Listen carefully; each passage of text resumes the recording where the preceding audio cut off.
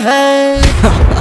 अरे जब शेर हुंकार लेता है ना तो अच्छे अच्छों की पैंट गीली हो जाती है। जी हाँ, बात कर रहा हूँ पावर स्टार सुरों का सम्राट पवन सिंह का गाना करंट के बारे में। दोस्तों ये गाना रिलीज होते ही ट्रेंडिंग में चली गई और ये दर्शाता है कि पवन सिंह के गानों को केवल बिहार और यूपी के लोग ही पसंद नहीं करते, बल्कि देश और विदेशों में भी इनके गानों को सुनी जाती है, इनकी गायकी को पसंद किए जाते हैं। दोस्तों इस गाने में म्यूजिक, कोरियोग्राफर, एक्टिंग और मधुर आवाज जो पवन सिंह का है वो बिल्कुल कमाल का है। अभी तक भोजपुरी इंडस्ट्री में इस लेवल का गाना रिलीज नहीं किया गया था। दोस्तों इस गाने के बाद ऐसा कयास लगाया जा रहा है कि पवन सिंह अब हिंदी बॉलीवुड मूवी में भी अपना मधुर आवाज और अभिनय करते नजर आएंगे। और दोस्तों बात करें इस गाने की तो यह गाना बहुत बड़ी ब्लॉकबस्टर होने वाली है, जो मात्र कुछ ही दिनों में भोजपुरी, हिंदी और पंजाबी जैसे गानों का भी रिकॉर्ड ब्रेक करती हुई नजर आएगी।